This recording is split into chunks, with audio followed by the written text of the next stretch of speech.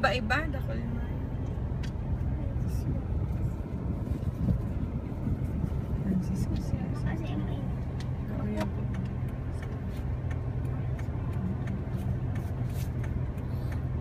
Sinahit pala sa torta. Kaya guro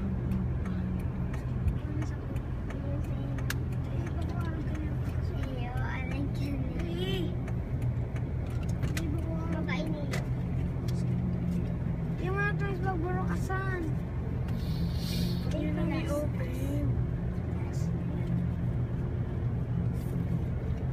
Kasi friend si Dad. Itong kampak ni Dad.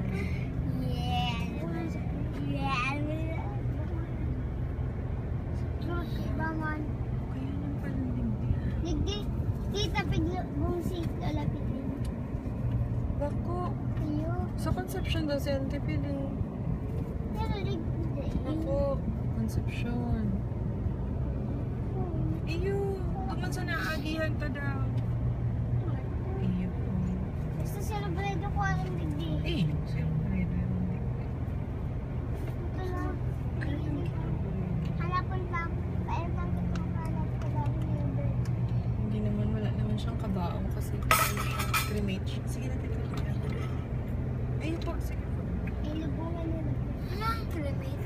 Yung ano baby, oo, yung... Tapos itataguan ang abo. Oo, yung ash ka na lang. Sinusunog ang body. Paano ang bone? Wala, masusunog din yun. Alpit cremate si ano? Si Robredo po, tig-cremate. Pero ipaano mo na kayo sa tsura.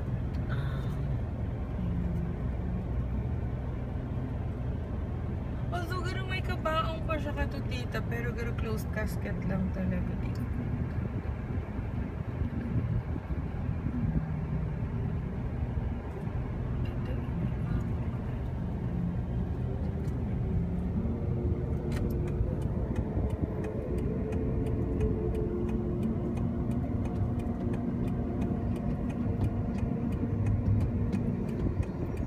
Sa tatitidang mga ten? Hindi ko nga niya alam. Ay, wag kayo mainit. Ayos mo si Daddy, nagbakal na pala na siyang lote lately. Maganda pala bahay ko. Ay, ikaw pa. Primero, abo ko. Hindi ko kaya sabi, ay, mo talaga. Talagang siyang safe pa ni napipaplano pa lang.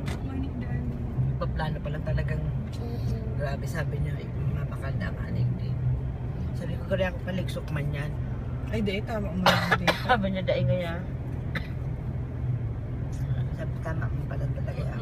Tama lang, tama yan. Kasi nag-abot talaga ang panahon. Mahalo na yan, tita, pag ano. Ano niya dapat mahalo na. Maray. Ay, nag-ano siya. Hindi na po pala kita. Yun na yan. Ay, ko daw po siguro. Ay, ito na ba kasi Mrs. Imperial? Ano daw, tita, mag-park na ang ligbi? Malakaw ka na? Ayun, pwede mo na rin.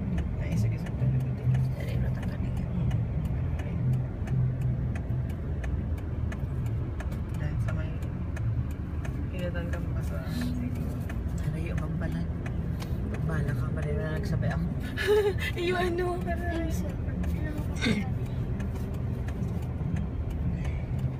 Hindi na po kita. Guys, mababa na ka na guys. Hindi na po kita. Baba na ka. Kaya mo na. Kaputin mo eh. Tubig mo. Kaputan mo na Ano eh. gusto mo ipadaras ako? Ang rin na stop. Kaputan mo eh. Tama pa ba ako? Ay? Ang rin na stop. Huwag nag-arag man kayo sa kusuod, naghang. Ano daw?